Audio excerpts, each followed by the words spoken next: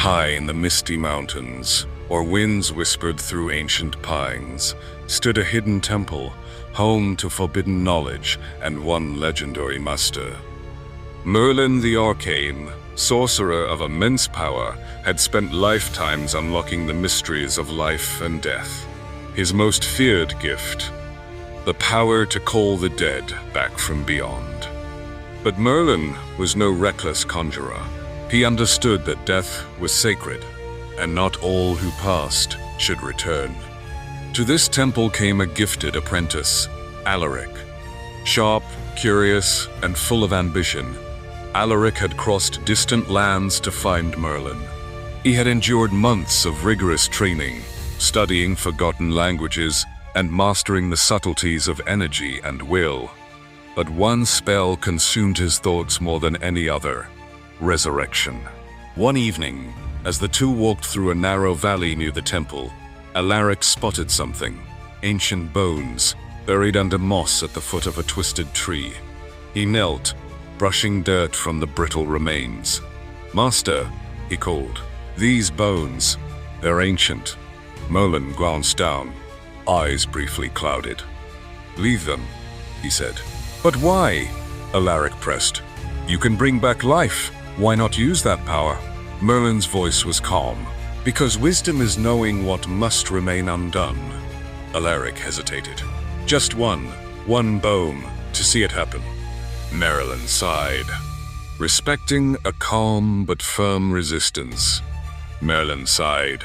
He knelt, selecting a small fragment, and whispered a word too old to be known. A flicker of light rippled through the bone. It trembled, then pulsed, flesh forming over it. Life stirred. But just as quickly, Merlin crushed the bone in his hand. The spell unraveled. The fragment turned to dust. "There," he said. "Now you've seen." As they returned to the temple courtyard, Merlin halted beneath the stone arches and turned to face his apprentice. A small flame shimmered in his hand. "Some spells are sealed for a reason," he said. "The dead are not ours to command." Alaric frowned. "But if we have the power without restraint is ruin." Merlin's voice was firm. "Promise me, Alaric, you will not touch the forbidden rites." Alaric hesitated, then gave a slow nod. But in his eyes, the fire had already taken root. That night, as the temple fell into silence and Merlin drifted into sleep, Alaric's thoughts did not rest. He went to the magic resources. Driven by restless ambition, he slipped into the library's shadowed depths, thumbing through ancient tomes in search of the spell Merlin had forbidden. Moving like a shadow through the silent temple, Alaric slipped away into the cold valley.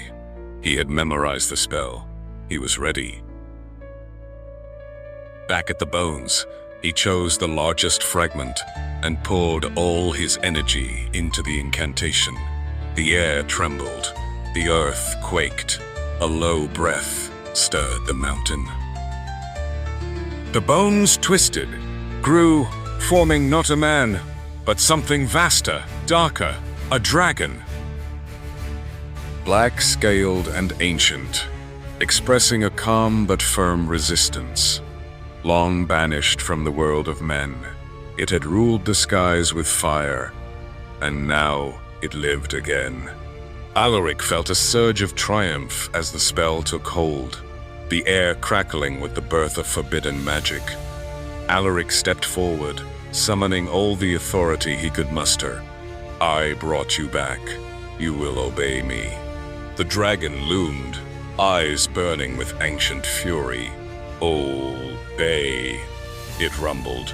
"You are too young to command, too foolish to fear." Alaric's voice faltered. "I am your master." The dragon bared its fangs in a grin. "You are a spark, and I am the storm." At most carols, with a roar that shook the stones, it lunged. Flames erupted from its maw. Alaric turned to flee, his boots skidding across the scorched earth. For a heartbeat, he felt hope. Wind rushing past, the escape within reach. Then a searing blast struck the ground beside him. He flew through the air, crashing hard. Dust filled his lungs. His limbs trembled. He tried to crawl, but the dragon's shadow fell over him. Its claws hit the ground with finality. The hunt was over. Golden light crept across the peaks, washing over the silent valley below. Merlin stood at the temple gate, unmoving. He had not searched for Alaric. He didn't need to. A scent of smoke and blood on the wind told him all.